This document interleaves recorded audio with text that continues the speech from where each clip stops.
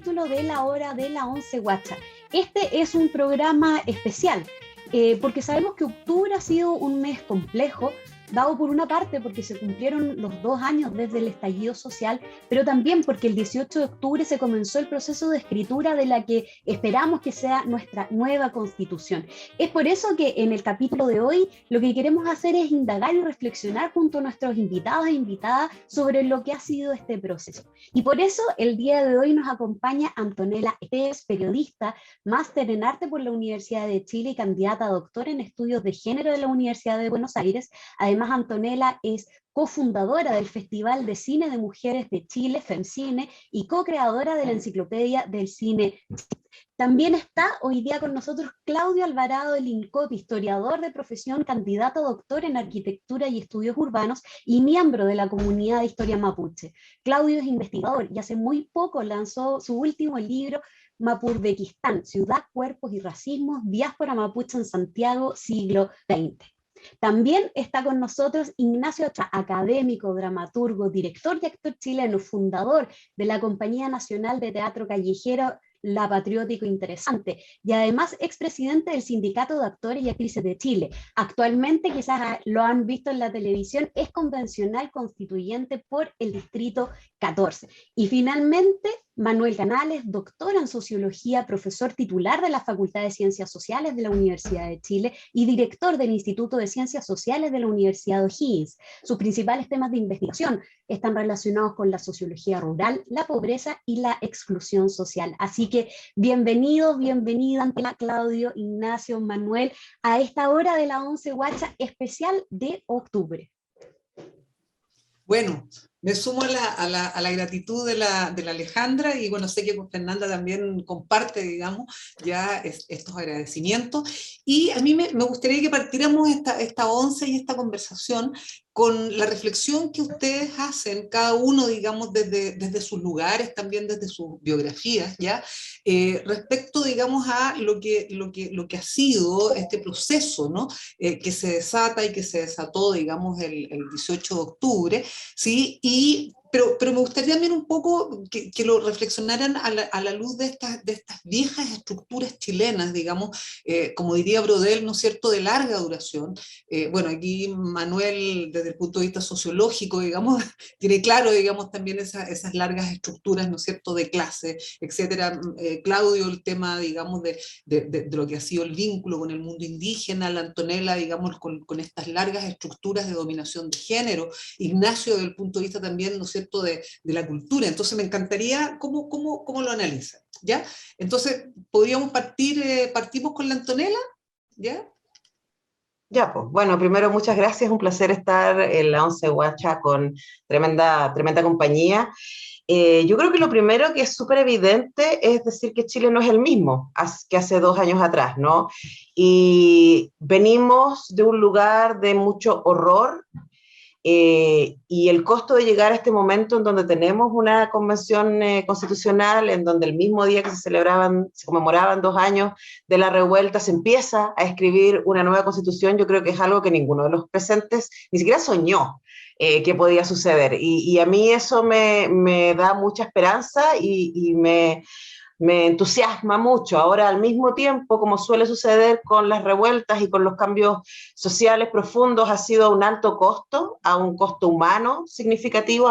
Hay personas que han muerto a causa de esto, hay personas que han quedado ciegas a causa de esto, hay más de 430 personas que tienen lesiones oculares que fueron causadas por agentes del Estado, y yo creo que ese es un dolor que nos va a acompañar en este proceso, ¿no? Entonces, es un momento de mucha belleza, es un momento de mucho dolor, es un momento de mucha esperanza. Yo creo que, no sé si les pasa, pero también es como estamos un poco descolocados con este mundo de posibilidades, ¿no? Cuando dice la presidenta Elisa Loncón el otro día, ahora damos rienda suelta a la imaginación, esa frase da muy buena cuenta de las expectativas y las complicaciones que eso tiene, porque efectivamente somos un país dividido. Estas largas estructuras tienen que ver con la manera en que se construyó esta república, tiene que ver con que se construye desde la lógica segregacional, ¿cierto? Tanto de clases como de etnias, y que hoy día se repite en términos de migrantes, en términos de todo aquello que es considerado minoría, lo que es una locura, porque finalmente la mayoría o la que define el país son menos del 2% de la población. Y yo creo que esas son las cosas que han quedado en evidencia, y poder salir de ese lugar y poder pensar que efectivamente otro Chile es posible, es tremendamente emocionante. Y por último, por supuesto, el lugar que las mujeres han tenido en esto. No nos olvidemos que antes de la marcha del 1,5 millones hubo marchas significativísimas de mujeres en los últimos años. No olvidemos también que fue en este contexto que las tesis sacaron Un violador en tu camino, dando cuenta de un trabajo que ellas venían haciendo de antes, pero que prendió de una manera muy importante en Chile y en el extranjero, lo que las tiene ahora de tour por Europa, ¿no? Porque lamentablemente hablar de las vejaciones, las vulneraciones, las violencias que recibimos las mujeres constantemente en estas sociedades patriarcales es algo que cruza muchísimas naciones a lo largo del mundo. Entonces yo creo que también en ese sentido, y después del Mayo Feminista del 2018, hay cosas que cambiaron radicalmente, y uno lo ve en la academia, y aquí compartimos ser académicos con parte importante del panel, y que hay cosas que antes se podían decir y hoy día ya no se pueden, hay cosas que uno tiene que cuestionar de manera constante. Los alumnos nos enseñan muchísimo siempre, y esa generación tremendamente crítica yo creo que nos está poniendo en un lugar muy exigente y muy emocionante. Sería.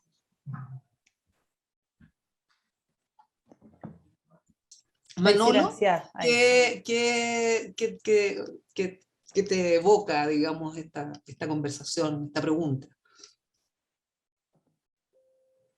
Perdón, disculpa, no escuché bien. ¿Te refieres a mí? No. Sí, a ti es el único Manolo vale, que hay que aquí no había en este escuchado panel. bien y no quería empezar a... Hola, un gusto primero que nada por la invitación a tan noble institución, digamos. La palabra noble ahí, bien, hace ruido. Por lo que ustedes mismas preguntan ahora, y me parece muy al hueso, ¿no? Porque efectivamente creo que estamos ante un acontecimiento histórico estructural.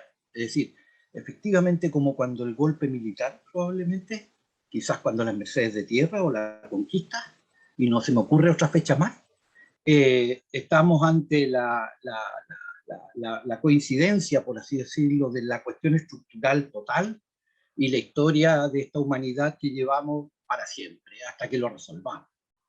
Yo creo que lo que aparece en octubre es efectivamente un acontecimiento que parte de la historia y muestra la estructura. Aparece la duración neoliberal, el tiempo neoliberal, ese mundo, esa vida de 40 años, como unidad, como un puro presente. Se nos van a borrar sus distinciones internas que no fueron tan dramáticas, y nos van a quedar como ese tiempo, ese presente continuo, por así decirlo, en estos 40 años, con todas las diferencias que lo vivimos, siempre también sabremos calibrar. Quizás ya después la historia se olvide, y pase como con esa llamada independencia nacional, ¿no? Al final, para la otra duración, que también va a aparecer, que es la de los fondos, yo lo mismo. Bien, aparece la duración neoliberal que se revela como tal. Si hay algo que queda de octubre es el entendimiento finalmente que lo que ahí marcha es el malestar de un pueblo defraudado con el neoliberalismo. No antineoliberal de principio, ni por alternativa a, sino defraudado por una conformidad que le pagó en barranco, que le pagó en quiebre biográfico finalmente, ¿no? Y cuando eso ya hizo la masa, tanta resonancia se escuchó hasta ahora, digo. Bueno, aparece entonces aquello, y yo creo que eso ya está dando como un cierto consenso post-neoliberal que básicamente alcanzaba la idea de los derechos constitucionales, los derechos fundamentales, socioculturales en la Constitución, que trasuntan una visión profundamente post-neoliberal, o pre-neoliberal, porque afirman la idea de la comunidad política, la idea de que no somos un conjunto de individuos mercadeando, sino que el conjunto responde por ti, este conjunto te pide y te ofrece apego, etc. No somos una suma de guerreros hostiles, etc. Bueno, hay sociedad finalmente. ¿Y qué será lo que se está conversando en las primeras letras de esta Constitución, en estos prólogos tan fundamentales? Pero quiero mostrar, decir, digamos, que a mí lo que me parece más notable es que cuando hace crisis el neoliberalismo, porque se frustra quien lo creyó y lo cursó, y trae toda esa coherencia en su planteamiento, por tanto, y toda esa fuerza, lo que deja al descubierto y lo que vuelve a aparecer son los cadáveres permanentes de la estructura social chilena. No solo hace crisis este modo de ponerle al chasis de la sociedad chilena un cierto programa, que fue el neoliberalismo, y que anduvo como avión, como decía alguien, como auto muy elegante, etcétera, da igual, y de hecho así fue, y todos se fueron sumando con su autito en la carretera, digamos, y mientras duró exactamente la duración esta, pero que luego se muestra como que cobra en vida en definitiva, no había camino, no había salida, se podía vivir, pero no se podía surgir, etcétera, la asfixia, el techo. Y lo que digo es que queda sobre la mesa, no solo que el neoliberalismo no va más, sino que además queda sobre la mesa que hay un Chile estamental, y que hay un Chile centrado en la explotación del trabajo simple, que esa es la figura de toda la vida con que las clases dirigentes han mandado en esta sociedad, ¿no? Un trabajo simple para el conjunto y con un régimen estamental de asignación de su propia superioridad como conjunto. Bastante bien institucionalizado, aceitado, cosa de ver nuestra elección actual, después de octubre, veamos apellido. De nuevo se nos perdió Miranda. Por aquí, por allá, pum, desaparecen, ¿no? Bueno, en cambio, y será las otras conversaciones, podremos reflexionar cómo con otras dinámicas la constituyente no fue tan así. Entonces, se nos aparece el Chile neoliberal, se nos aparece el Chile de los fundos, ese que nunca logramos desmontar. El Chile de los estamentos, el Chile de la extracción de la clorofila, la geología y los brazos o los cuerpos, jóvenes para el negocio, viejos para el aseo, en fin, y punto, ¿no? Ese Chile estamental también aparece. Yo creo, de hecho, en octubre, y en el momento más rudo, y sobre todo en la marcha maravillosa que le sigue y lo contiene, cae, muere el Chile estamental. Podrá seguir, cuesta enterrarlo, cuesta que se enteren, cuesta saber que renacerá, pero ya saben y sabemos todos que no hay respeto. Que se les ve ahora como clase dominante, abusiva, donde pudieron verse durante tanto tiempo como élite distinguida. Ahora como una clase de privilegiados abusadores y provocadores, ¿no? Porque octubre deja instalada una lucha de estamentos hasta que se resuelva. Bien, entonces creo que es muy interesante por eso, porque nos pone la crisis de una duración, pero también nos deja en la mesa la estructura de la sociedad que seguimos siendo y que es la que nos fuerza y nos trae por la historia. Claro. Los fundos fueron una forma, y hubo religión, y hubo política para que eso permaneciera. Después ya no había segunda vida, la política se dedicó a cambiar eso. Y fracasó. O la hicieron fracasar, la golpearon, etc. Y luego vino el neoliberalismo en que hicimos como que eso no existía. Y jugamos a que la gente saliendo de la pobreza estaría bien. Y estuvo bien una generación, pero ya luego los hijos, los nietos, preguntaron por la vida que les quedaron de bien. Bueno, en ese sentido creo que la pregunta es bonita, pues.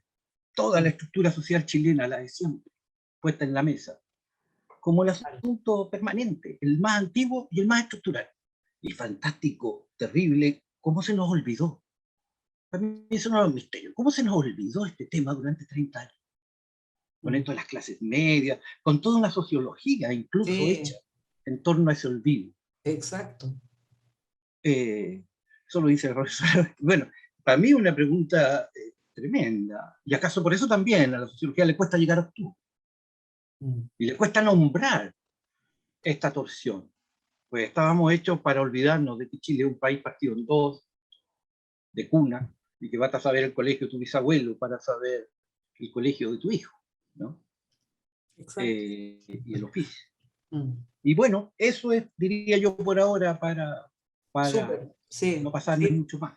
Sí, súper interesante eso que dice, este cruce entre cambio y estructuras que permanecen, ¿no? O sea, ahí hay una cuestión para reflexionar. Y Claudio, ¿cómo lo lees tú desde tu Mapudbekistán? ¿Ya?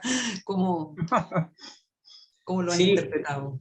Sí, bueno, es difícil hablar tan cortito en torno a un tema que nos Sí. va a atravesar probablemente todas nuestras vidas, ¿no? Probablemente de aquí en un siglo todavía vamos a estar hablando del 18 de octubre. Yo creo en primer lugar un poco lo que decía Antonella al principio, ¿no? Esta idea de la imaginación, ¿no? Recuerdo el año 2016, por ejemplo, 2016-2017, cuando se puso en tensión la AFP, ¿no es cierto?, con 1 millón de personas movilizadas, y aparece José Piñera diciendo, es perfectible, ¿no? Y él decía, es perfectible, y esa palabrita ya no sabía tan mal, ¿no? Y pareciese que la idea del experto se comenzaba a fracturar, ¿no? De alguna manera los 30 años fue también un modelo de gobernanza, ¿no? Que es el modelo de gobernanza de la expertise, ¿no? Y que borraba cualquier posibilidad de imaginación, ¿no? Ya estaba todo resuelto, la democracia había terminado, digamos, habíamos llegado a la más alta forma de democracia, y de alguna manera desde los 90 se nos decía que la historia había terminado, ¿no? Por lo tanto, el 18 de octubre abre nuevamente, ¿no es cierto?, los tiempos de la imaginación. Y claro, eso genera en nuestros cuerpos incertidumbre, y lo sentimos permanentemente, y hay que tener efectivamente cuidado también con las incertidumbres, ¿no? La incertidumbre tiene muchas cosas positivas, pero también abre espacio efectivamente para los fascismos, ¿no? Entonces, ¿cómo también somos permanentemente responsables, ¿no es cierto?, en torno, por un lado, a la convicción, ¿no? Planteando precisamente esta dualidad weberiana entre la convicción y la responsabilidad en función de las correlaciones de fuerza efectivamente que podamos tener para llevar a cabo las transformaciones que todos y todas queremos. Pero bueno, son los tiempos de la imaginación. Yo creo que eso, en primer lugar, me parece algo muy bello. Y son los tiempos de la imaginación también porque hemos ido ganando durante los últimos 30 años también batallas culturales, ¿no? Es decir, los 30 años son, por un lado, efectivamente, el triunfo del neoliberalismo, pero también los 90 también estuvo lleno de crítica, ¿no? Acá, a un lado tengo a Pedro Lemebel, ¿no? O sea, de algún modo, figuras como la de él y figuras efectivamente desde el arte, la cultura, en fin, comenzaron a poner en tensión el consenso neoliberal, ¿no? Y agentes culturales, por cierto, pero también las movilizaciones, ¿no? El año 2011, cuando nos movilizamos por la gratuidad, yo recuerdo que en marzo alguien decía gratuidad en la educación era imposible, pero en agosto, el 4 de agosto, todos decíamos gratuidad en la educación y era una obviedad, ¿no? Es decir, corrimos los horizontes, ¿no es cierto?, las fronteras de lo posible, ¿no? Y eso fue un triunfo de los movimientos sociales, de los movimientos populares, del movimiento indígena, por supuesto. El movimiento mapuche ha sido fundamental. Los años 90, cuando se decía, no, el consumo me consume, el movimiento mapuche estaba, ¿no es cierto?, en pleno desarrollo y auge, ¿no? Ni hablar del movimiento feminista.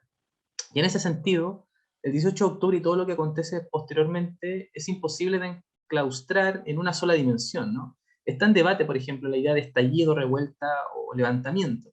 En cualquiera de los casos es imposible hablar en singular, ¿no? Es decir, si decimos estallido son estallidos, ¿no? O revueltas, ¿no? Es decir, hay una revuelta feminista, hay una revuelta antineoliberal, hay una revuelta antipsiquiátrica, ¿no? A propósito de, era capitalismo y no era depresión, ¿no? Hay una revuelta anticolonial a propósito de la desmonumentalización y la buenofobia, ¿no es cierto?, como emblema fundamental de la revuelta.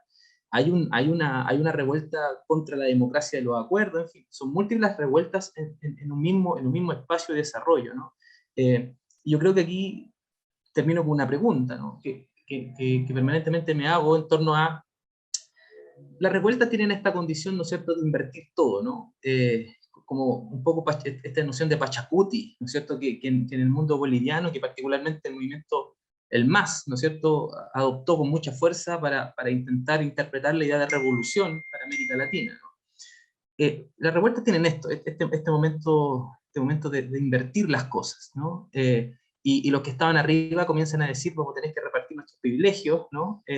Y los que están arriba empiezan a intentar entender, al principio no lo hacen y dicen son alienígenas, ¿no? Porque de alguna manera no entendemos efectivamente lo que pasa, así como cuando Colón o los que le siguieron dijeron estos son indígenas, en fin, hay una cosa que se da vuelta, ¿no? Y se intenta comprender.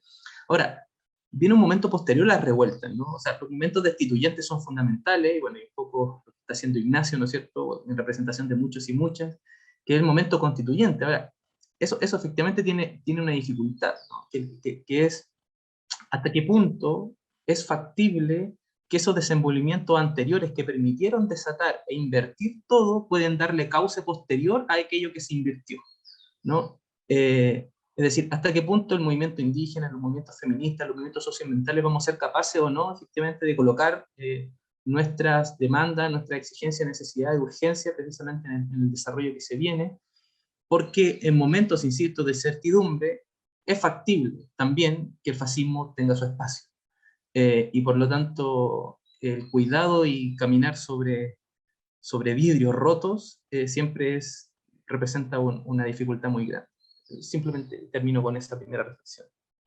Sí, no, súper Claudio, no puedo estar más de acuerdo contigo. Además creo que interesante como analizar el concepto, digamos, de Pachacuti, ¿no? Porque efectivamente es un cambio de era, es eso, pero a la vez también está el tema de la inversión del bien y del mal. Entonces están los opuestos y la pregunta acá, y yo creo que Ignacio la vive, digamos, ya la sensación que yo tengo también es como que hay una restauración conservadora, ya justamente por todas estas diversas revueltas, ¿no? Que se juntan acá. Entonces, Ignacio, me encantaría que nos contaras tú cómo has leído, cómo interpretas, digamos, cómo interpretaste ya el 18 y bueno, también tú estás en una posición, digamos, muy relevante en este minuto, pero sería muy interesante desde el punto de vista, digamos, la cultura. Tú nos contaste algo la otra vez, ¿no? Que era muy interesante de las calles, lo callejero, todo lo que pasaba ahí, ¿no? ¿Cómo lo estás leyendo ahora?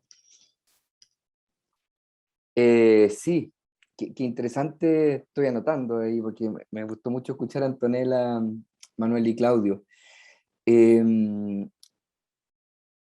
Yo pienso que el 18 de octubre hay un estallido, ¿no? Un estallido, eh, para mí estalla un paradigma cultural, ¿no? Y creo, al igual que como plantea Claudio, que ese paradigma cultural estalla en base a la irrupción de nuevos paradigmas culturales que se venían fraguando en el tiempo, ¿no? Como una cerveza que está ahí, digamos, generando su vapor, ¿no? Y de pronto ya revienta el barril.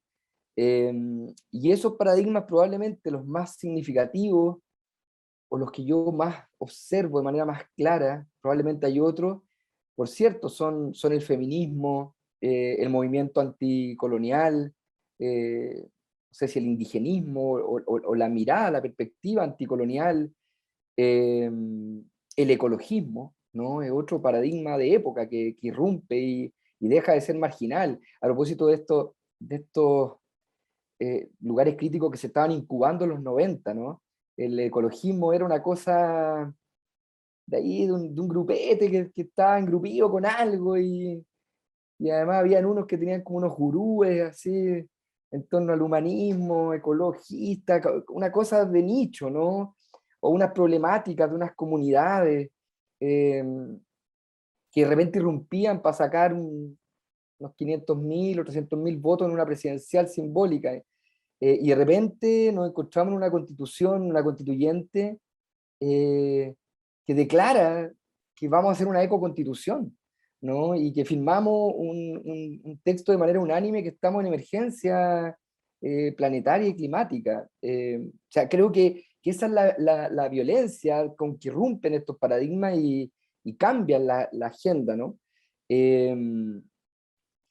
Yo pienso que ese paradigma cultural que estalla el 18 de octubre tiene mucho que ver con el tipo de mundo que constituye la Constitución del 80, ¿no? Las constituciones no solo son un cuerpo, las normas constitucionales que crean institucionalidad, arquitectura del poder y habilitan o no ciertos derechos, ¿no? También instalan ciertos paradigmas, ciertos valores y principios rectores. Y esos principios rectores siempre tienen una contracara, ¿no? O sea, el individualismo que promueve el Estado subsidiario y neoliberal, bueno, tiene la contracara de lo colectivo y de lo comunitario. La privatización de los derechos tiene la contracara de la habilitación como derechos colectivos, ¿no? La explotación de la tierra, de los territorios, la expoliación de los territorios tiene como contracara los derechos de los pueblos originarios, sobre sus tierras, sobre la autonomía. Entonces, creo que una pregunta, o ciertas preguntas que a mí me rondan permanentemente, van a ser, ¿qué va a perdurar de todo eso? ¿No? ¿Qué perdura? ¿Qué trasciende?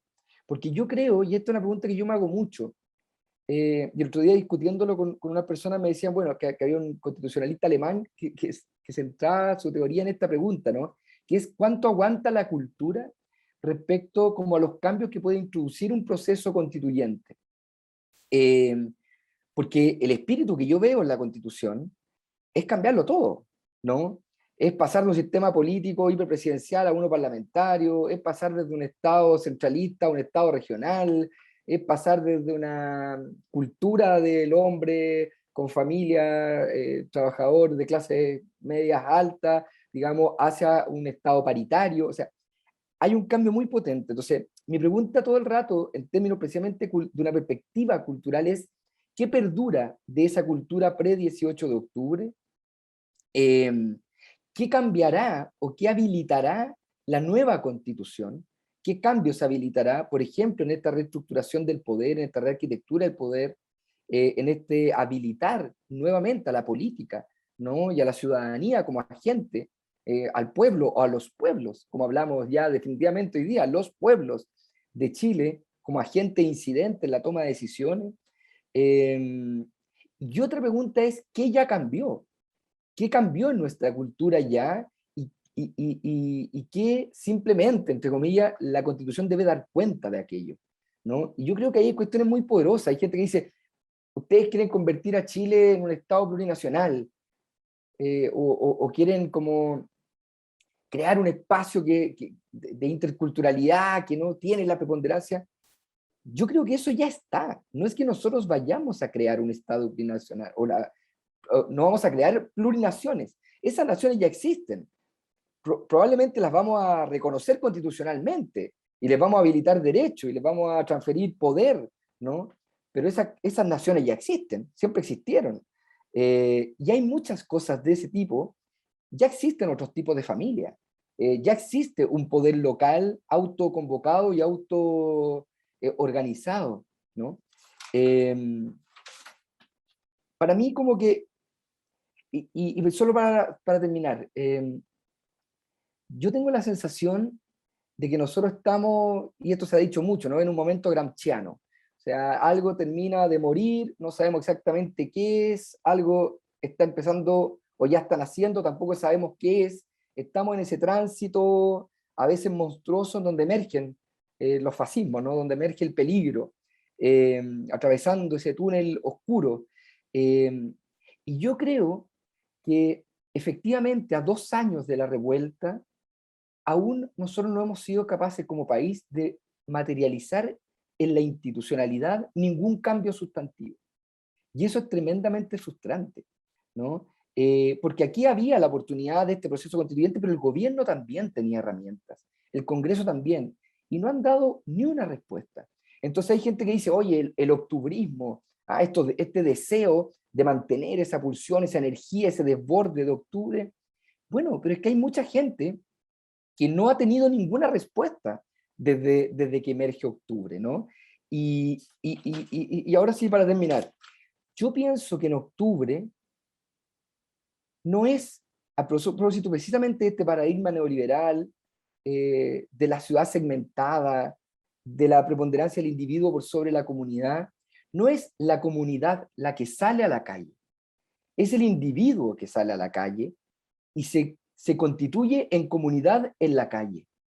Y en cierto sentido, los que estuvimos en la calle nos enamoramos un poco de eso, ¿no? De salir todos los días a la calle y construir comunidad. No es la comunidad que se desborda, es la comunidad que se constituye en el espacio público, precisamente en el espacio de protesta.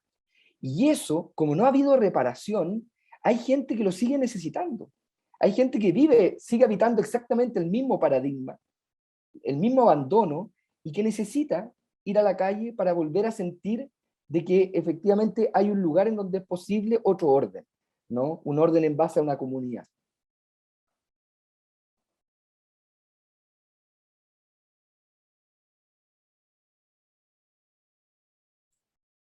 ¿Aló? ¿Sí? ¿Me escuchan? Estoy como la radioteatro. No, gracias, gracias Ignacio. Sí, bueno, gracias por estar acá y también un poco siguiendo la línea de lo que dice el Ignacio, que encuentro toda la razón. Si bien octubre es un mes complejo, creo que también octubre es un mes de la imaginación y tiene complejidades muy positivas también. Creo que eso por lo menos para mí en lo personal es muy importante mencionarlo también y que va también un poco relacionado con esta pregunta que les voy a hacer, que es un poco más al hueso quizás y más compleja, que es esto de que se ha hablado mucho de la violencia del 18 de octubre, de la necesidad de que exista esta violencia para que se hayan generado todos estos cambios sociales. Bueno, esta semana ha estado como muy en el tapete toda esta discusión, sabemos por qué, hemos escuchado a varias personas. Pero ¿ustedes creen que la violencia operó en ese sentido o solo ha sido un parte de un malestar mayor que llevamos más, yo creo que más de 30 años? Vivimos una dictadura, los que vivimos algún tiempo en dictadura, es mucho más tiempo. ¿Es la convención constituyente un corolario o se necesita algo más para que esto se pueda solucionar o pase? Podemos partir por Claudio, por ejemplo. Bueno, vaya, esa pregunta siempre es difícil responderla y sobre todo desde lo mapuche genera complejidades, ¿no? Precisamente porque es permanente, ¿no? La Mina Elisa Loncón, la derecha permanentemente busca arrinconarla precisamente en ese debate, ¿no? Porque claro, se entiende desde el pensamiento efectivamente racista de que mapuche y violencia parece que fuesen sinónimos, ¿no? Una primera cosa que hay que decir, y que como me toca empezar a responder, siempre hay que decirlo, ¿no? La violencia es primero estructural, ¿no? Hay una violencia efectivamente de origen, hay una obra maravillosa que se llama Suárez, ¿no? Seguro la vieron, y hay un momento maravilloso en donde está Inés de Suárez y hay unos peñis que van a hacer, van a dar a Suárez, Inés de Suárez le va a cortar la cabeza. Y en ese momento los peñas empiezan a decir, hazlo Suárez, ¿no? Es potente, y encima lo cantan, hazlo, no tienes que hacerlo, para que, un poco le dicen, para que la gente mapuche que viene, ¿no? Sepan cómo son ustedes, ¿no? De alguna manera Chile emerge con esas cabezas degolladas, ¿no? Cualquier relación de 500 años está marcada por esas cabezas degolladas por Inés de Suárez un 11 de septiembre de 1541, ¿no?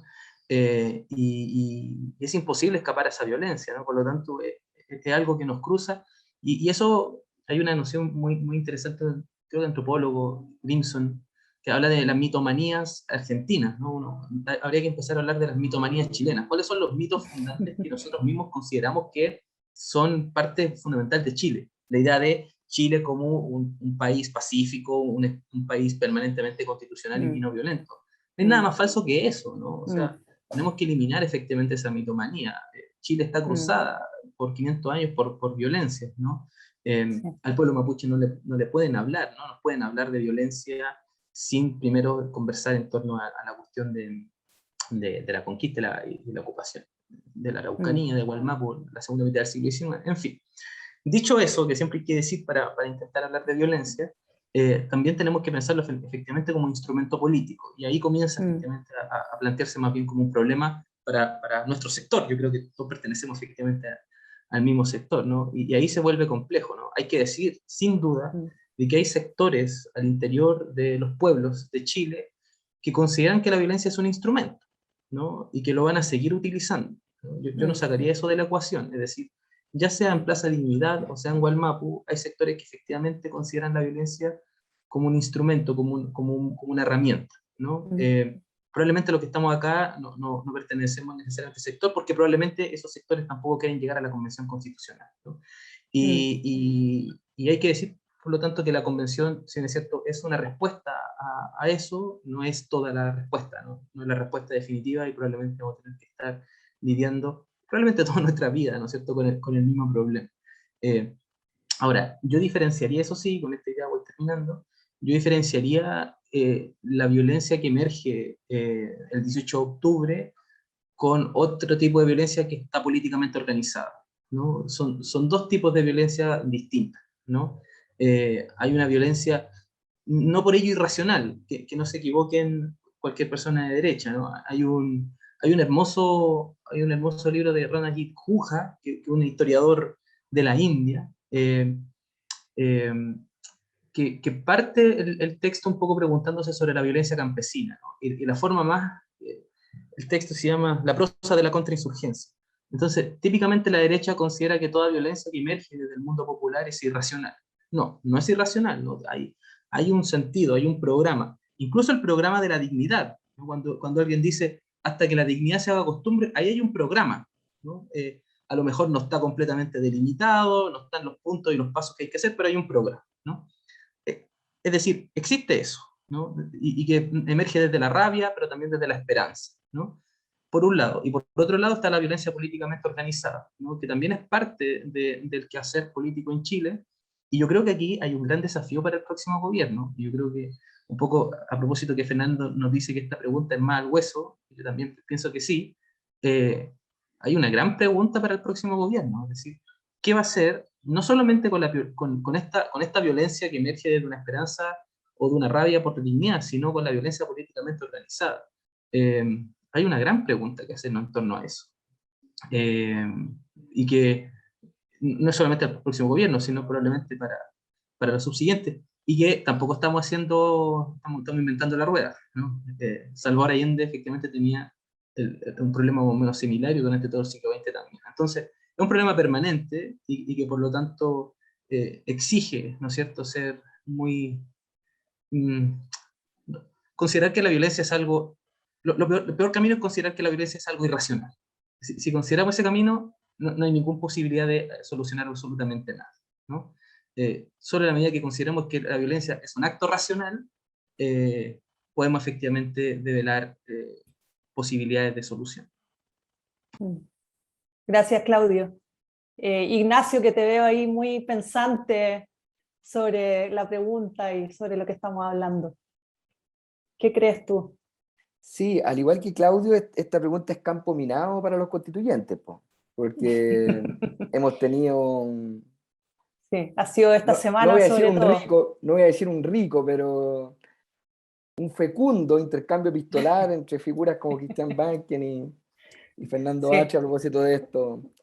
No, mira, yo creo que hay tantas maneras de abordarlo, ¿no? Yo creo que una pregunta que uno siempre puede hacerse respecto al proceso constituyente, y una pregunta que es una provocación, pero es preguntarse lisa y llanamente si este proceso hubiera ocurrido si no hubiera habido violencia, ¿no?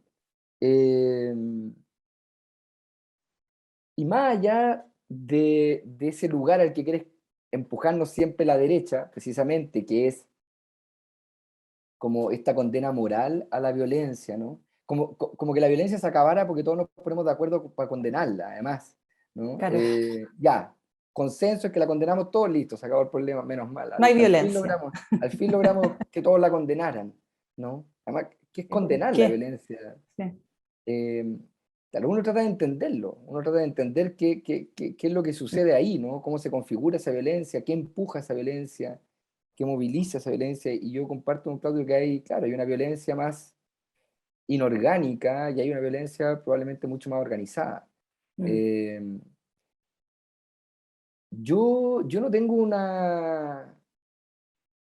O sea, a mí me cuesta pensar de que este proceso se hubiera habilitado sin la violencia. Y no porque lo diga yo. Recojo las palabras de la noche del 25 de noviembre, el acuerdo que se hizo en el Congreso, el acuerdo por la paz y la nueva Constitución, en que Jacqueline van Rysselberghe, ¿no? Sí. De la UDI, muy acongojada, dijo en un momento, frente a las cámaras, como, bueno, esto teníamos que hacerlo porque estaban quemando Chile, ¿no? Un poco explicándole a su sector, ¿no? De por qué estaban votando la constitución de Jaime. Y yo creo que ahí hay una respuesta, ¿no? Hay una respuesta.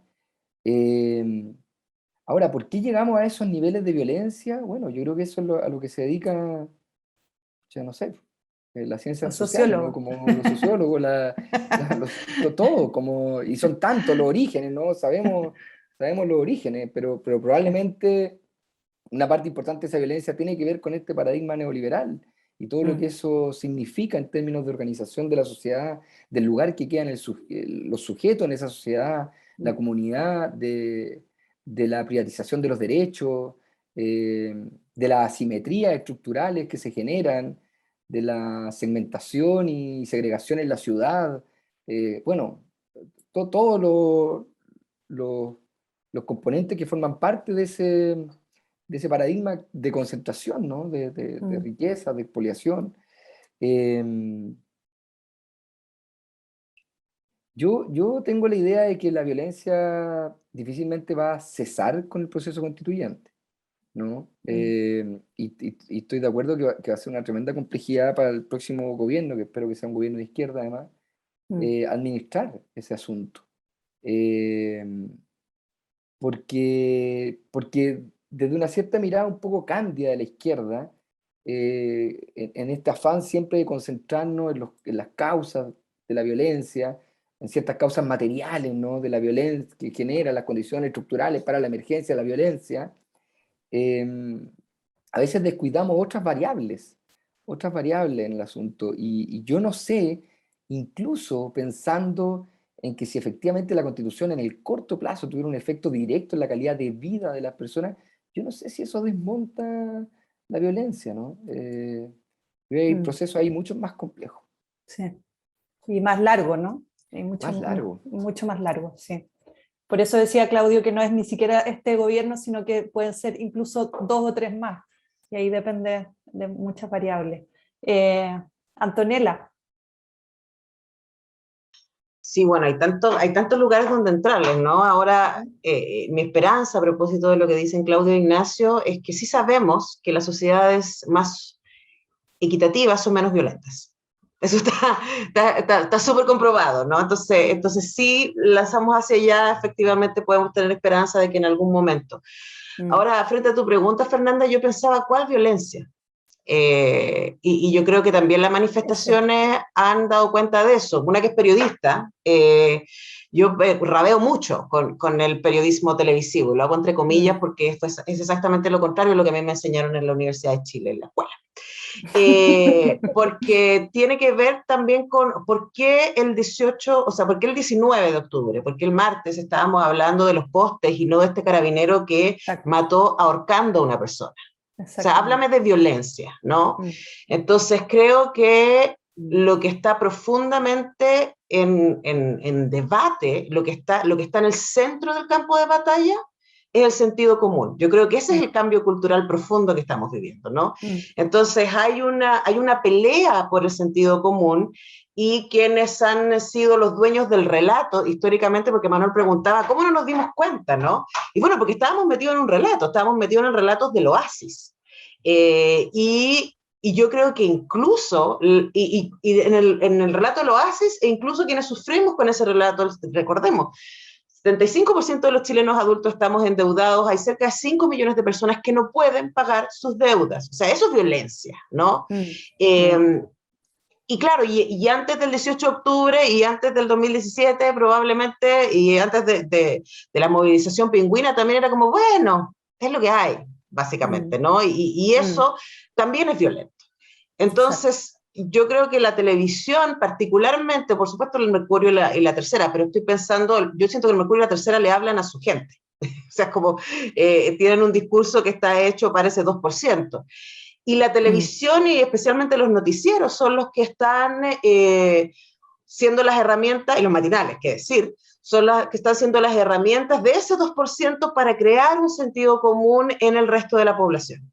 Y yo creo que eso es muy, muy poderoso. Entonces, cuando la gente piensa en la violencia, piensa en este grupo de encapuchados tratando de botar un poste, y no piensa en el carabinero que mató a una persona, ¿no? O que a quienes han sido responsables, incluso se ha llegado hasta ello, de los casos de, bueno, que decir Camilo Catrillanca, que decir Fabiola, que decir Gustavo, ¿cierto? ¿dónde está la justicia? Dime si eso no es violencia. Entonces, Exacto. yo creo que el relato mediático que se construye respecto a la violencia es un relato que es muy útil para ese porcentaje de la población que no quiere que las cosas cambien porque se ha hecho rico, ¿no? Este es uno de los países más desiguales del mundo. Y por supuesto que temen perder los privilegios. Y yo creo que utilizan entonces el discurso de la violencia para excusar este orden desigual, que al mismo tiempo es el que genera la violencia. Entonces creo que hay que desmontar esa construcción y explicitar quiénes están detrás de los noticieros. O sea, perdón, pero si el noticiero de Canal 13 es auspiciado por la CMPC, ¿cómo espero yo que den una información apropiada, qué decir objetiva, apropiada de lo que pasa en el Gualmapu? Entonces, yo creo que ese es el tipo de cosas que han pasado bastante coladas respecto a cuáles han sido los discursos que se construyen. Ahora, lo que a mí me parece tremendamente emocionante es que contra ese discurso, el 70% de las personas, o sea, el 80% de las personas que fuimos a votar, votamos por el apruebo, contra ese discurso. Exacto. Y bueno, hay que decir cómo quedó la convención constituyente, o sea, los constituyentes de derecha, la mayoría vienen de las 3 comunas, ¿no? Y incluso a quienes candidatos a los que los empresarios de siempre pusieron la mayor cantidad de plata, no salieron. Entonces hay algo que está cambiando en contra de ese discurso, pero ese discurso sigue ahí, resistiendo y haciéndose espacio y buscando y disfrazando finalmente las razones profundas de la violencia. Gracias, Antonella. Manuel. Vale, sí, sí, creo que todo eso es parte esencial del asunto. Los temas nunca son neutrales y hablar de esto y seguir en el 18 y no ver el 25 que estamos a puertas, que es de los actos más pacíficos y amorosos que yo conozca y nadie habla, y son millones, y no tiene nada que ver con esas formas de violencia ni organizadas ni desorganizadas, sino que es otro ánimo el que mueve a octubre. Exacto. A mi juicio, octubre no descansa en el 18 ni en la violencia, Exacto. sino en esa composición donde esto tiene su lugar, y ahí hay que ver. Por algo fue el 25, fue para contener el 18, creo yo, para asimilarlo y dejarlo ahí, incluso resguardarlo en su profundo sentido. Y al mismo tiempo,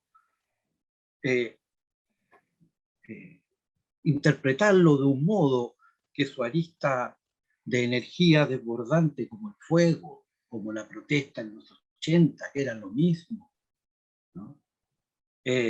Como esa energía pura que desborda, y no por eso irracional en el sentido de que no pueda entenderse, ni que quien la haga no lo entienda, sino por su profundo carácter ceremonial, incluso, llega a tomar. Es un modo incluso de doble racionalidad, si se quiere, incluso de exceso. Ni era un método, y cuando era método a veces era método doble, digamos, si pudiera decirse, para mejor indicar este carácter simbólico que llega a tener mostrarse los dientes, digamos, del Quique, enojado, a ver si un perro se le aguanta. ¿Entiendes? No, no se aguanta. Que el otro componente interesante que pasa a veces colado, como se dice, con esto de la violencia. Yo distingo la violencia de los grupos armados que tienen la violencia como un método para el logro de un objetivo, de quienes no tienen usan la violencia como un método para el logro de un objetivo. Lo que no significa que sea, no sé, una pulsión visceral. De hecho, repito, puede tener mucha presencia subjetiva, pero no solo esa racional instrumental del organizador estratega, sino de quien se siente con derecho a reivindicarse, por ejemplo, a través de ese puteo, ¿no? O pateo, o salto. Pero creo que lo esencial, digamos, es poder entender que lo que hay ahí tiene mucho también de una... Bueno, hay Evelyn Cornejo, no sé si la conocen, una canción que se llama La Chusma Inconsciente. Cantora de Talca, maravillosa. Dice, ahí explica por qué puede ser que anda tanto guacho en la calle haciendo destrozos, como dice ella en alguno de sus versos, ¿no? Y conecta con esta once, digamos, esta oncecita que nos tenía. está bien, ¿no? A mí me parece, sin embargo, que la cuestión de la violencia no se va a regular policialmente, naturalmente, porque el orden policial va a ser quizá el último en establecerse.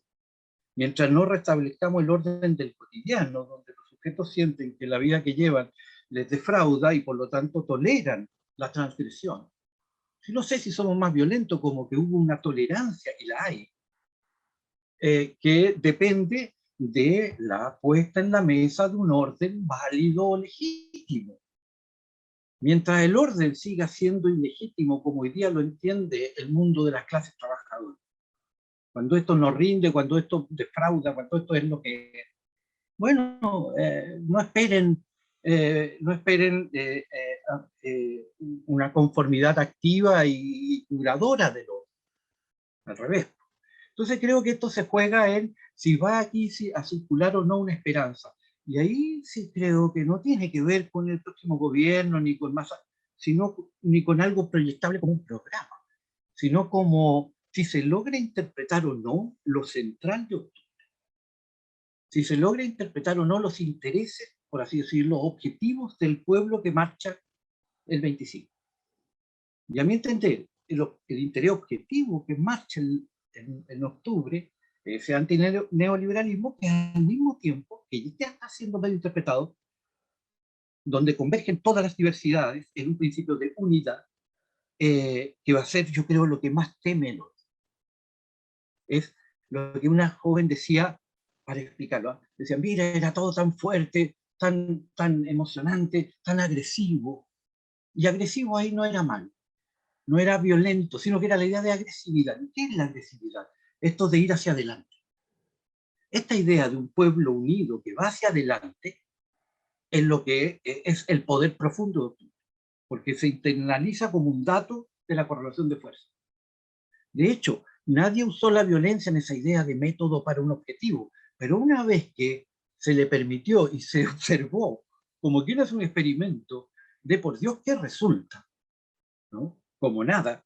Y tenía usted a la clase dirigente pidiendo perdón, hablando de privilegios, llorando sus cegueras, ¿no? Prometiendo que nunca más, etcétera, escondiendo a todos los que había que esconder, todo eso, y dando bonos, por lo que fuere. Se dan cuenta que, como todo el sistema, que eso rinde, pero mi impresión es más potente como poder, como dato nuevo de la política para adelante, como el dato final, que se trata de conjurar. Es esa evidencia de que ese pueblo unido, que ya no responde a esos liderazgos, sale y no retrocede, y retrocede el otro, tal cual fue.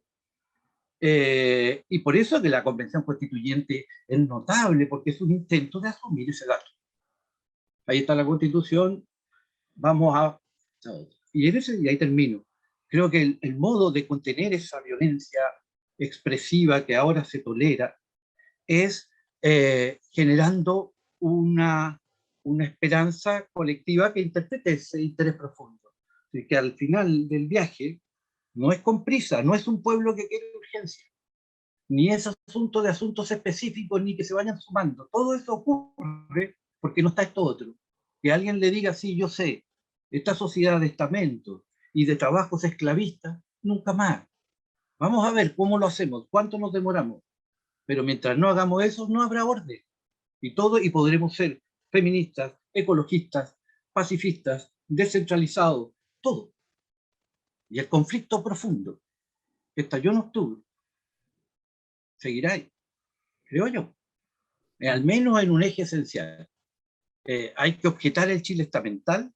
Lo está haciendo, por lo demás, la derecha, lo está haciendo Marcela Cubillo, cuando ya anuncia, fue el intento de Sichel, por lo demás. Por eso tienen que traer a uno de afuera que lo representa y que además no hace lo que dice, etc. Una desesperación representacional extraordinaria. Pero ¿qué traía aquello? Yo entiendo que se acabó el Chile estamental. Yo entiendo que, en fin, ¿no? ¿Y qué se dice por acá sobre ese punto? Cuando objetamos lo oligárquico, no solo lo neoliberal, no solo lo patriarcal, lo oligárquico. Bueno, que va junto. Fernanda, sí, que va junto, además, claro.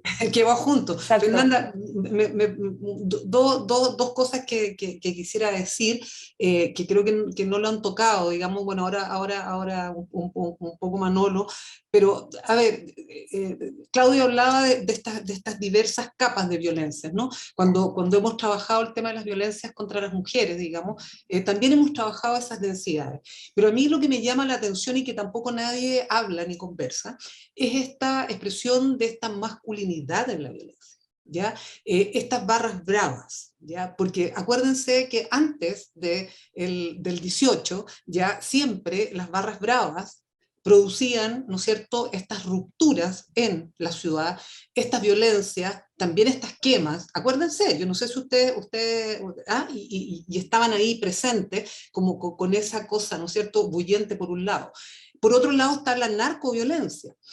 Me da la impresión de que hay como una porosidad, hay unos límites complejos, ¿ya? De desbrozar estas violencias, como tú decías, Claudio, ¿no es cierto?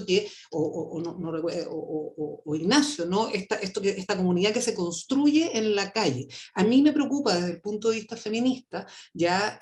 Precisamente esa masculinidad violenta. ¿Ya? Yo lo pongo como pregunta, lo pongo, digamos, como algo, estoy hablando más allá de los temas patriarcales y de esas estructuras, estoy hablando de cómo ya la violencia se cristaliza y se personifica en la masculinidad.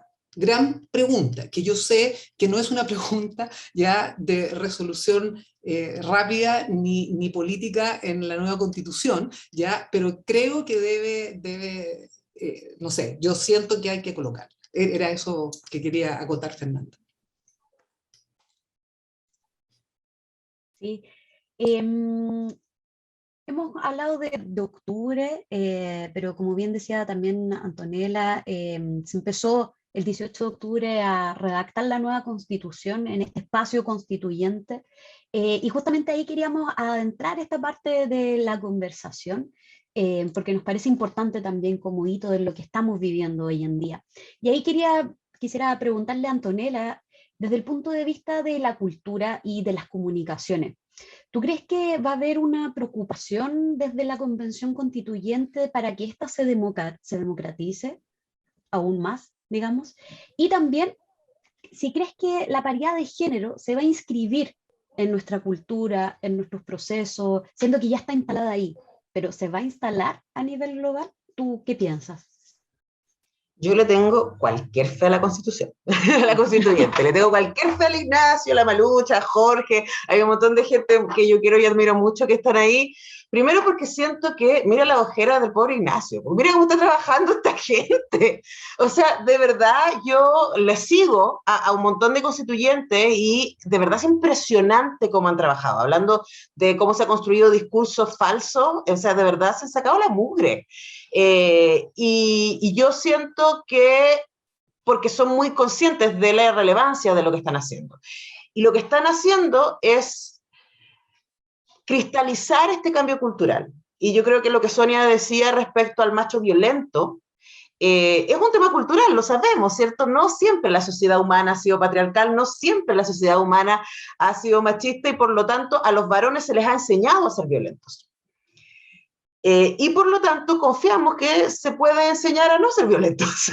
¿Sí? Construimos una sociedad que pueda ser más amable, ¿no? Entonces, yo creo que la paridad en la convención es tan significativa en términos simbólicos como en términos prácticos. O sea, yo creo que después de eso ya no más. O sea, así de simple, ya no más. No es negociable que haya instituciones públicas que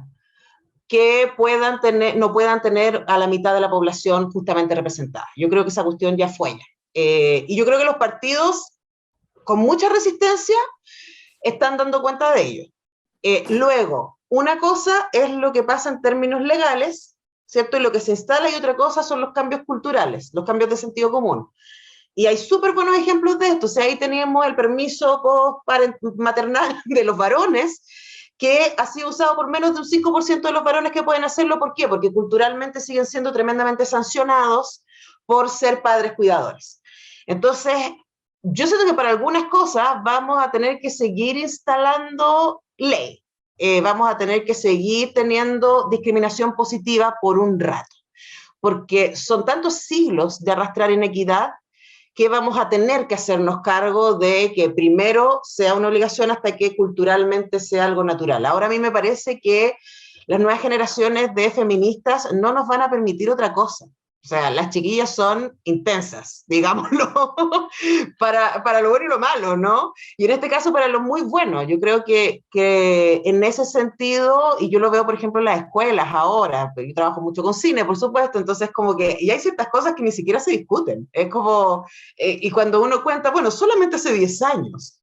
A nosotras nos trataron de exótica cuando creamos de FemCine, la Sonia es súper testigo, fue parte importante de la fundación del festival.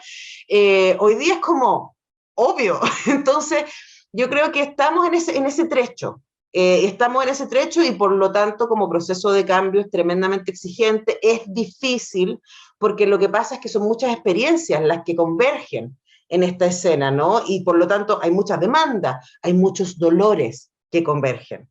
Hay muchas injusticias que aparecen.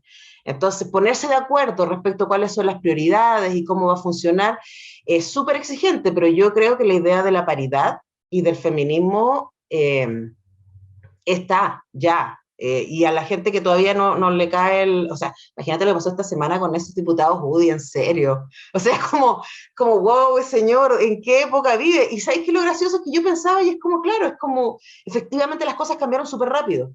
Y hay gente que todavía no cacha cómo cambiaron, ¿no? Entonces hay un trabajo cultural, hay un trabajo mediático, hay un trabajo académico que tenemos que hacer para ir llegando todas a la misma página, ¿no? Y en ese sentido creo que el ejemplo de la convención, y bueno, Elisa Loncón como presidenta, y Jaime Baza como varón vicepresidente, a mí me encanta el tipo de varón que él está encarnando. Y yo creo que ese es un súper buen ejemplo para los varones también. Ven, si no es que los queramos dejar afuera, es que necesitamos que ustedes puedan ser colaboradores y no robarse el tejo todo el tiempo, ¿no? Entonces, creo que eso a mí me da mucha esperanza, tanto en términos simbólicos como prácticos. No siempre soy tan optimista, ¿eh? pero la convención me saca lo mejor de mí.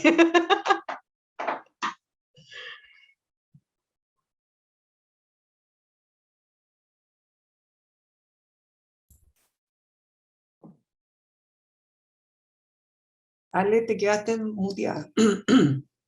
La Fernanda está, no sé si se le pegó, yo la veo pegada. No. No, ¿Aló? Ya, sigo yo entonces. A Ignacio, también que sabemos que estás ahí en el ojo del huracán, te queríamos preguntar como constituyente, ¿qué horizontes de cambios tú percibes, de cambios reales, digamos, que que se puedan hacer? ¿Piensas que en este ejercicio que está haciendo la convención de cobijar estas diferencias, se va a extender a los diversos ámbitos de la sociedad también? ¿Y cómo crees tú que se va a garantizar la opinión y la participación ciudadana en la convención constituyente?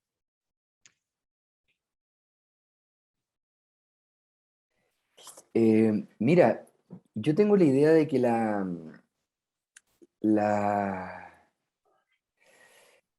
como la energía destituyente y constituyente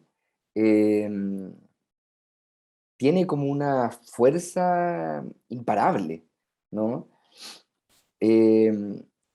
Para mí hoy día es más desafío llegar a una propuesta constitucional que no sea en exceso maximalista. Digo en exceso maximalista porque doy por hecho que va a ser maximalista, como súper maximalista, eh, y que sea razonable, más que pensar de que si va a ser capaz de incorporar los cambios y las transformaciones, ¿no? O sea, si tú ves el reglamento de la convención, los 4 reglamentos que aprobamos, ya contienen los cambios sustantivos, ¿no? O sea, nosotros incorporamos 26 principios que van desde la interculturalidad, la plurinacionalidad, la visión socioecológica, la justicia epistémica, o sea, cambio radical, ¿cachai? En muchas materias. Y la pregunta siempre es, ¿cuántos de estos cambios ya ocurrieron en la sociedad, en la cultura? Y nos estamos un poco actualizando desde el ámbito constitucional, institucional, y cuántos son, todavía responden a ciertos sectores, más nichos, ¿no? Y de vanguardia. Y ahí hay un equilibrio que lograr, porque si tiramos el tejo demasiado pasado, también habilitamos un espacio para esta restauración conservadora, ¿no? Porque el miedo es una energía muy fuerte, y la incertidumbre, tal como decía Claudio, tiene... en la incertidumbre hay una tensión permanente entre la esperanza de algo nuevo, entre la idea de un horizonte que es capaz de correrse, pero también el miedo a caer en el vacío. Y eso es algo que nosotros tenemos que ser capaces de administrar. Y yo no creo que sea tan fácil administrar, porque la energía es muy grande, de todos lados. Lo que decía la Antonella, la energía feminista es un huracán.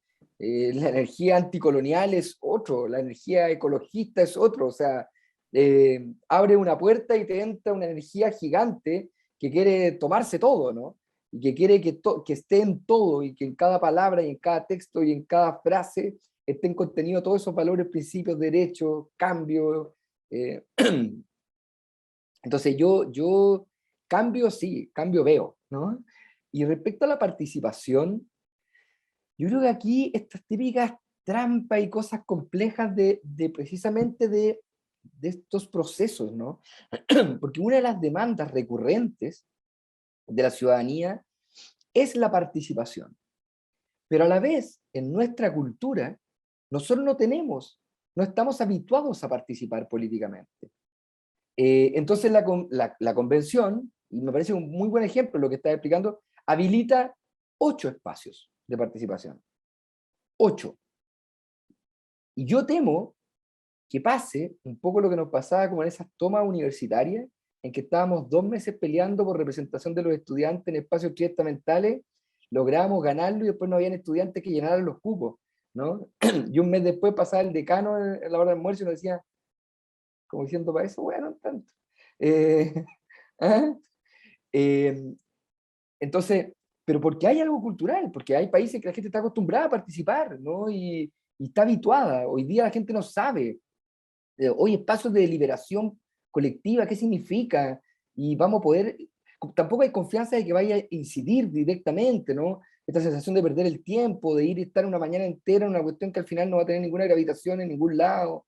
Y esas son desafíos, ¿no? Son desafíos. Entonces, como contener un poco esta energía, modularla y modelarla para que tenga cierto principio de aplicabilidad, yo creo que es un desafío grande que estamos viviendo. Más que si vamos a ser capaces de cambiar cosas, desde lo que significa cambiar en el ámbito constitucional, porque luego vendrán gobiernos, políticas públicas, cuerpos normativos, legales, etc.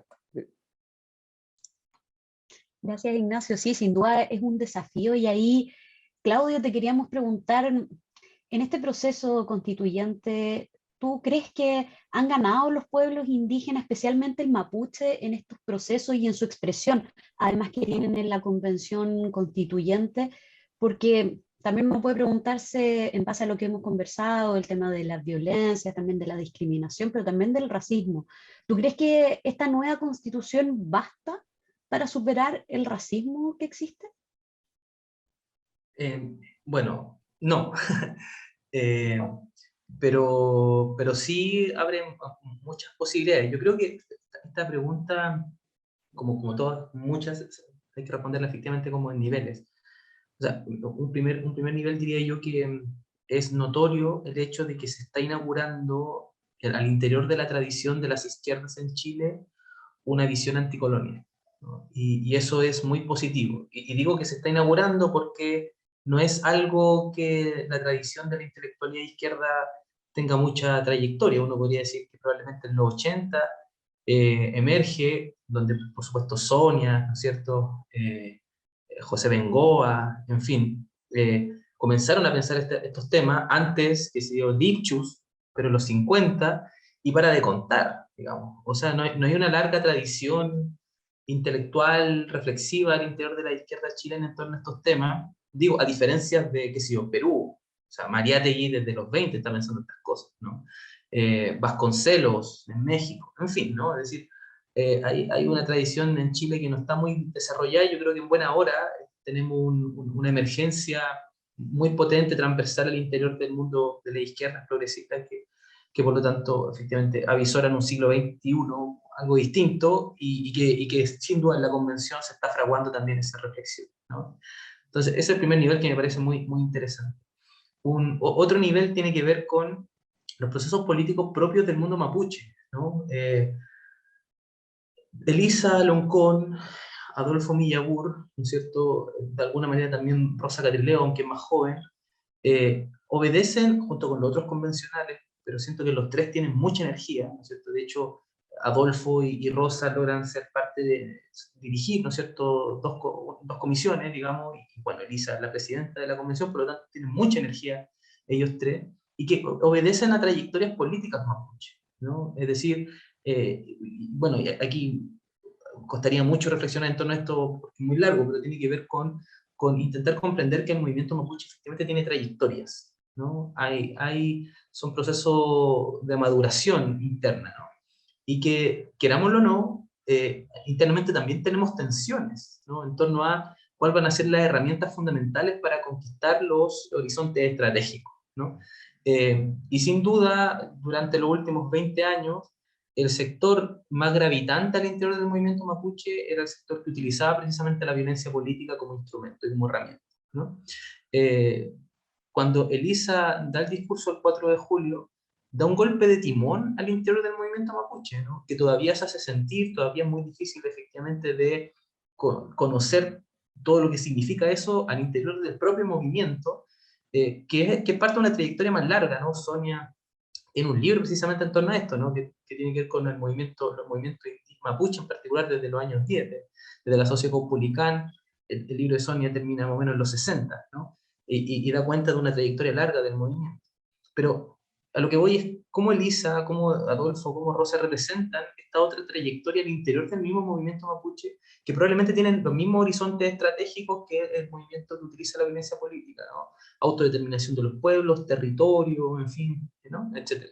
Entonces, yo creo que va a ser muy interesante en cómo este momento constituyente también va a influir en la composición del propio movimiento mapuche, y hay algo que probablemente vamos a comenzar a sentir recién en los próximos años, ¿no? Y va a depender mucho de las capacidades efectivamente de articulación que pueda llegar a tener esta energía.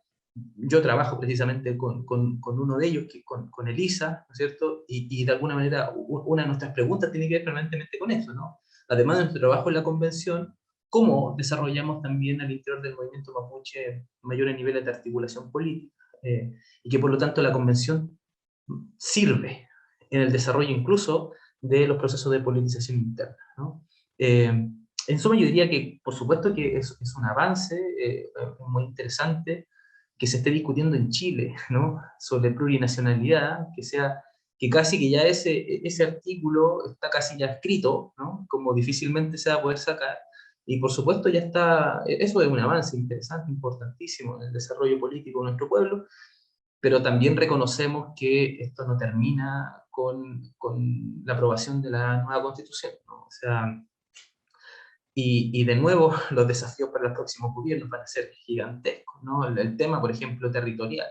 O sea, podemos conquistar derechos políticos colectivos, que es lo que probablemente vamos a conquistar en la convención, pero el tema de la tierra y el territorio va a seguir siendo un temón, ¿no? Y ahí vaya que va a costar precisamente, básicamente por el tema forestal, por un lado, pero también por el gran latifundio en Gualmapu. Entonces, va a seguir siendo un problema que los próximos gobiernos van a tener que tratar con pinzas. Entonces, queda harto camino. Gracias, Claudio. Ya estamos llegando a la casi final de nuestra 11, muy entretenida, muy interesante. Y la última pregunta para Manuel es si piensas que todos los grupos sociales presentes en la revuelta fueron o están representados o debidamente representados en la Convención Constituyente. Y también saber cómo percibes el futuro de las diferencias y qué cambios, no solo discursivos, que esto es muy importante, podrían estar presentes en la sociedad chilena ahora.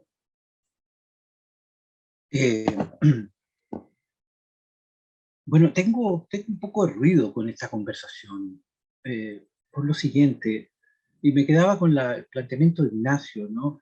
De este desborde de energía que aseguran avance en el plano declarativo constituyente. En el plano declarativo constituyente está asegurado un avance por esas energías múltiples. Y también puedo escuchar planteamientos muy elaborados, potentes, que saben hacer el ajuste con la historia que permite la coyuntura, desde el feminismo o desde el planteamiento mapuche o de los pueblos originarios, en fin. Y sin embargo creo que, y todo eso indica de algo muy interesante que efectivamente pasó. Chile hoy es más plural, menos en su representación, porque de hecho ustedes mismos lo han señalado, en los hechos probablemente siempre lo era, pero es el cambio de esa representación lo que aquí queda marcado, y no es menor, eso demora muchísimo.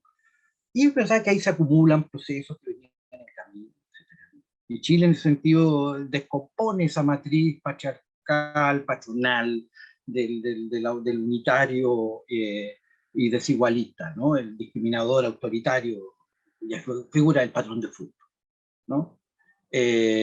Por todo lo que articula. En fin, efectivamente hoy día ese señor la tiene complicada, pero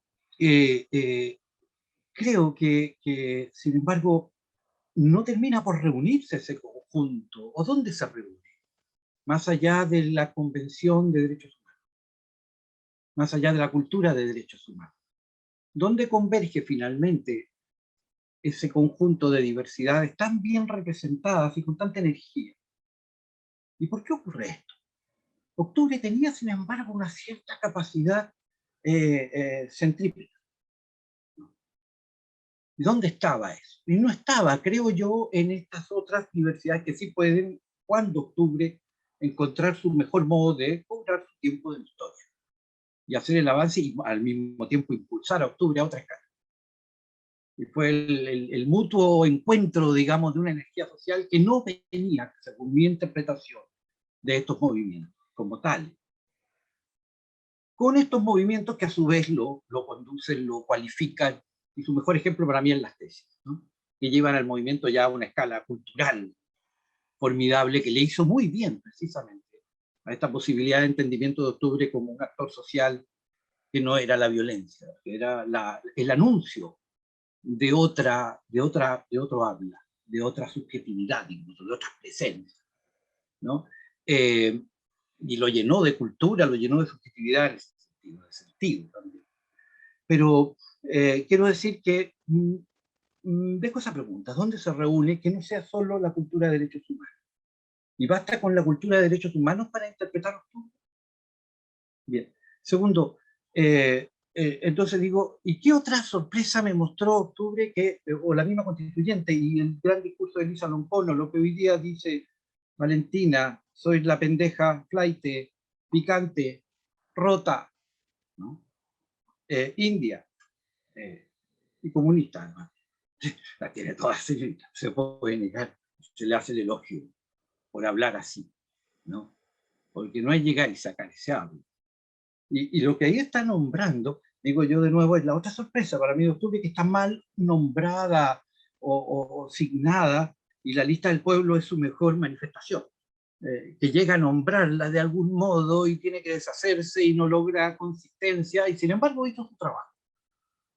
Y gracias a ese trabajo está un conjunto de diversidades representadas, y que traen además una novedad muy interesante, que es la que nadie buscó, nadie prohijó y que nunca creímos que iba a aparecer.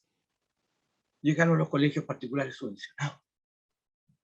y los municipales, que al final eran lo mismo. Toda esa pelea al final, la novedad es que cuando llegan, llegan juntos. Y por lo demás nunca llegan. Ahora llegaron, y llegaron juntos. Y son por primera vez mayoría. No al modo que le corresponde, no en paridad, digamos, del caso, pero por lo menos ya no son la excepción ni la diferencia. Y ese, a mi juicio, así como la paridad de género, no es negociable, porque ya sería absurdo, irracional, porque obviamente es ruidoso, porque no diría, obvio que es paritario. Vale lo mismo ahora, creo yo, para los colegios. Todo gabinete tendrá que parearse con esta convención constituyente. Y si no, preguntaremos, ¿y dónde están los municipales? ¿Dónde están los particulares funcionados? Ese cambio es muy interesante, creo yo, y lo trae de hecho, de rostro, de fenotipo, de apellido. Escuchar, lo más hermoso para mí era escuchar los apellidos de la convención constituyente. Era escuchar un curso común y corriente. Y eso no lo había visto en Chile, a las representaciones institucionales del conjunto. Entonces, eso yo creo que, por eso me parecía que Elisa Loncón, además cuando hablaba, inauguraba una patria. Y yo sigo la patria de Elisa Loncón, no sé a dónde llegue. Y en sentido como Antonella, yo también me arrojo a esa esperanza, porque además podrá no tener llama, pero no es corrupta, y me refiero a ese proceso, y no es poco, no es poco en Chile. Está ganando su legitimidad. Entonces, pero ese discurso de Elisa Loncón, cuando anuncia, llama a fundar una patria en nombre de todas las formas de opresión, ese discurso desopresivo de Elisa Loncón, y que nos hace escuchar por primera vez la voz mapuche. Imagínate lo absurdo, nosotros nunca habíamos escuchado a la madre mapuche hablándonos. Eso fue extraordinario, creo yo. Así como muchos cambiaron, yo creo que el mestizaje nuestro fue impactado, por lo menos así lo sentí yo en ese día, en ese momento. Me sentí, o sea, pudimos rehacernos mestizos, porque pudimos escuchar la otra palabra, si español ya sabemos unas cuantas frases, ¿no? Y de la otra nunca había escuchado yo esos sonidos, ¿no? Hablando en nombre, en fin, esto es extraordinario, y más encima particulares funcionarios municipales. Obviamente que eso vale una foto histórica. ¿Dónde lleguemos? No sé, porque nos sigue faltando, y ahí termino, la representación nominal, conceptual de ese conjunto. La lista del pueblo fue un intento fallido, al mismo tiempo funcional, y con todas las debilidades humanas y dolores y lo que fuere del caso. Pero sigue estando ahí y no la tenemos bien nombrada, porque además no sé si nos atrevemos a nombrarla y a entender su demanda profunda. Es otra matriz de sociedad respecto a los modos de la desigualdad y a los modos de trabajar. Termino. No solo respecto a que hay mucha desigualdad y de que ese es el tema central, sino al tipo de desigualdad, que es por nacimiento, que es injusticia. Es decir, cuando tenemos que hablar, como decíamos al inicio, de la cuestión estructural y permanente de Chile, ¿no? La injusticia. Es decir, lo que no se puede sostener si no es por creer en Dios, o con los militares, o creyendo en el que uno elige, que la clase media, hasta que Dios, y ya no creíste más eso, y saliste. Pasó lo que decía la señorita Cornejo.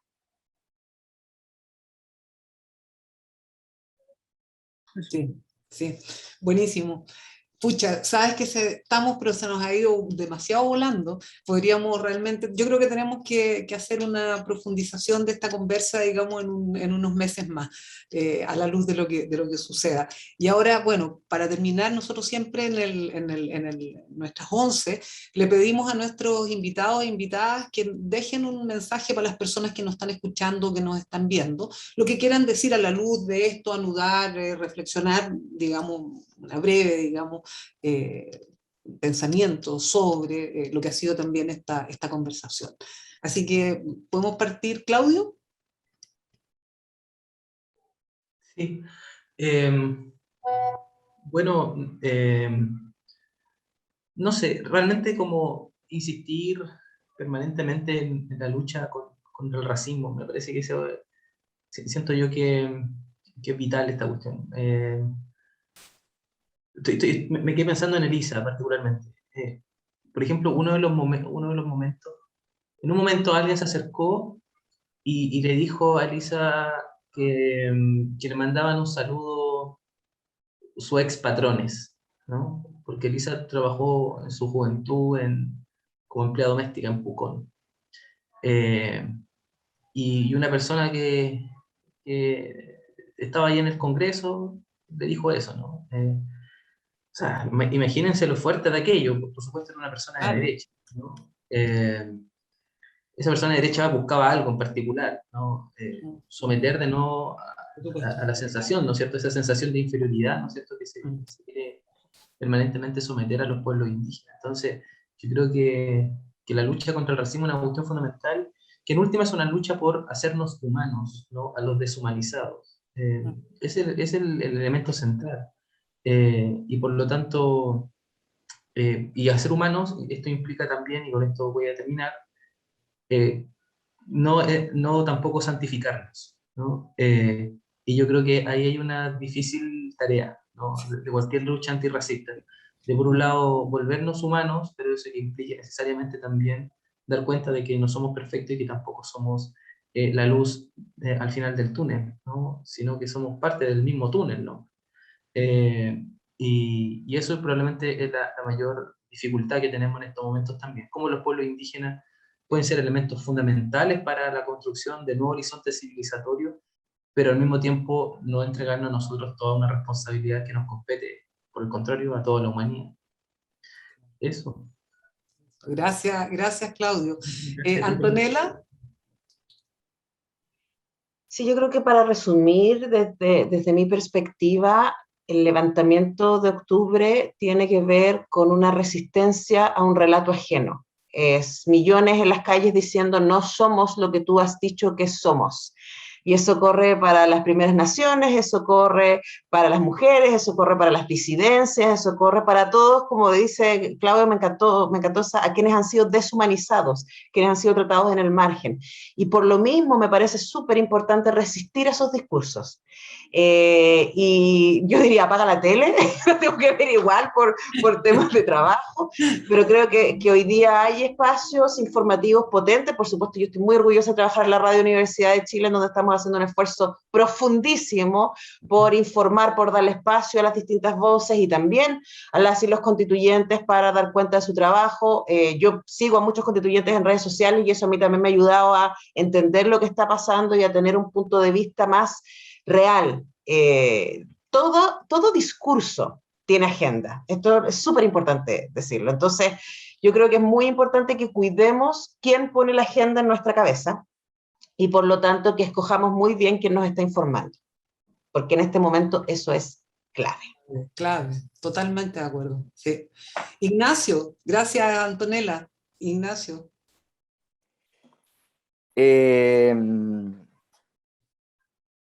Sí, yo también me quedé con ganas de seguir. Bueno, estoy atrasadísimo, pero. Sí, pero ti. sí, pero está buena la conversación.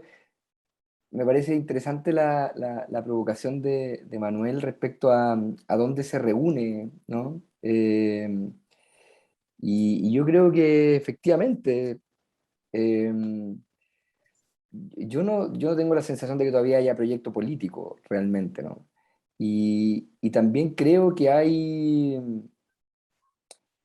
un cambio muy profundo que yo imagino que los sociólogos lo ven con más claridad, pero a mí me cuesta todavía mucho interpretarlo respecto a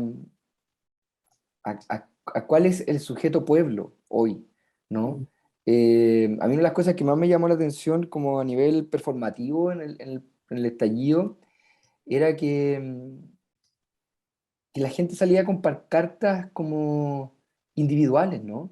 A dar cuenta, mucha gente eran testimonios, como mi madre murió esperando un remedio, eh, ese sujeto pueblo que se reunía como en el espacio público con una bandera que portaba una identidad y un proyecto colectivo, ahora había como un compartir una historia común, ¿no? Una historia de abuso común, pero no un proyecto necesariamente. que cobijara todo Sí. aquello.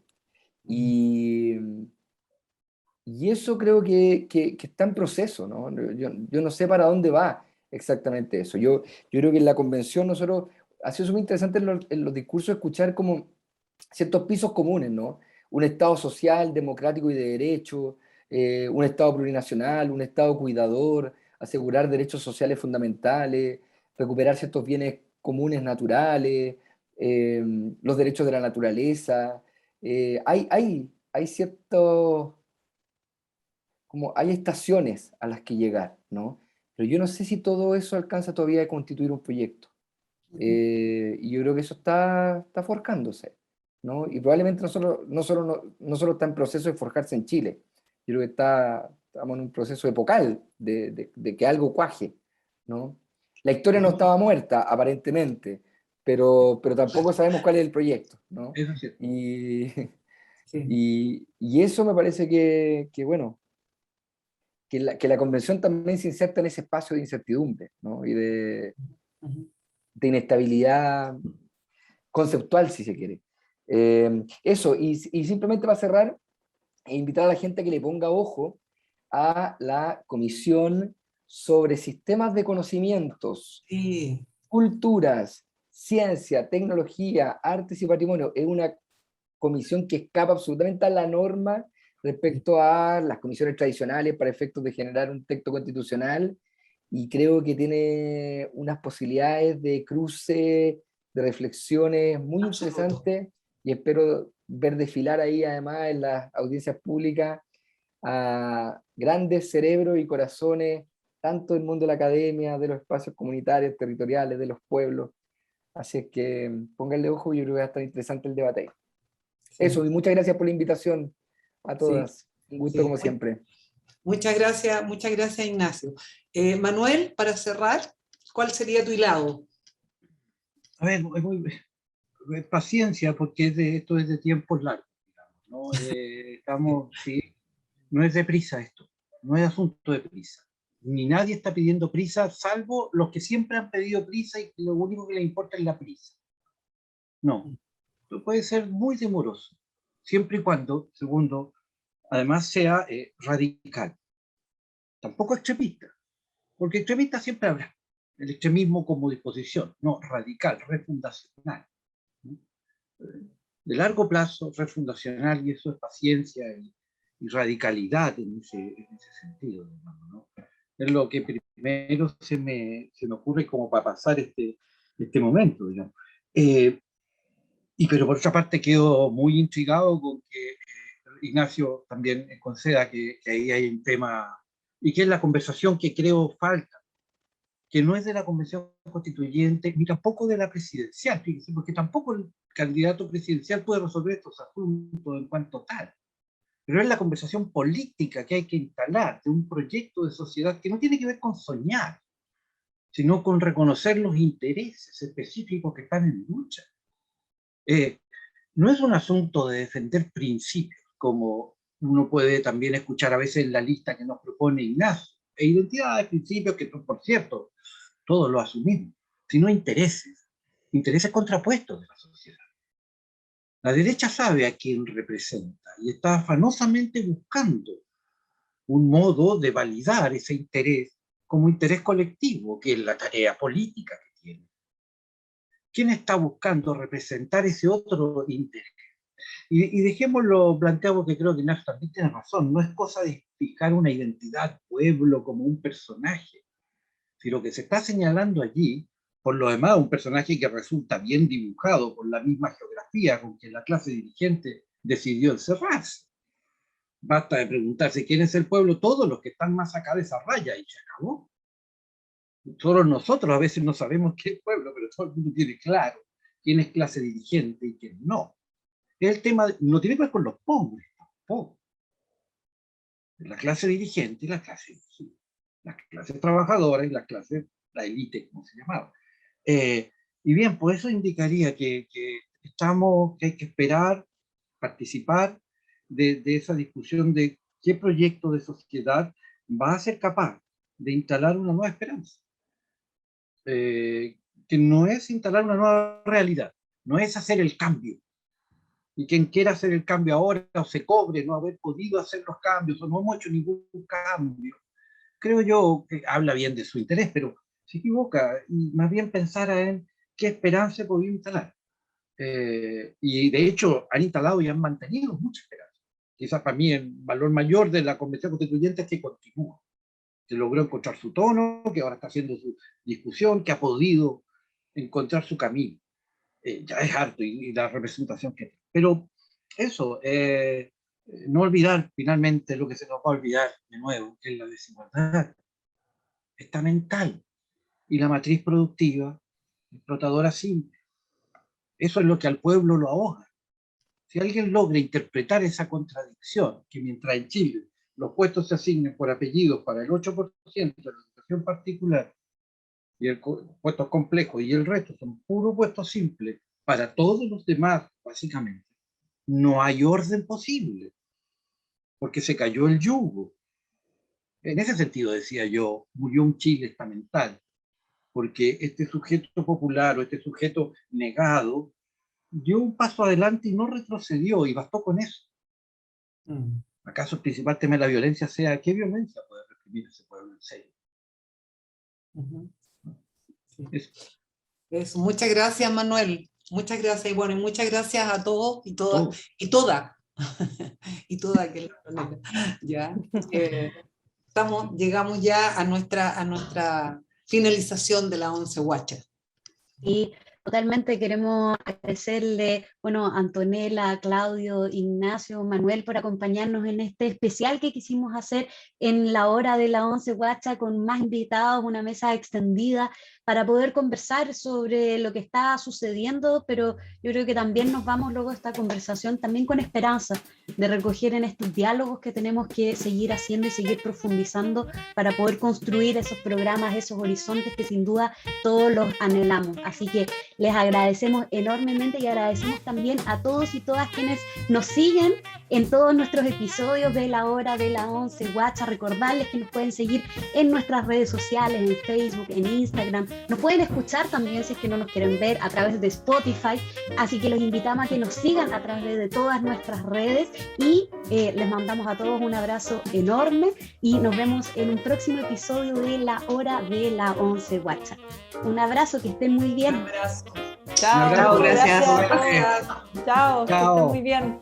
Gracias. Chao, chao, chao. Fuerte para todos. Igual. Sí, igual. Chao. Chao, un gusto. Chao, chao.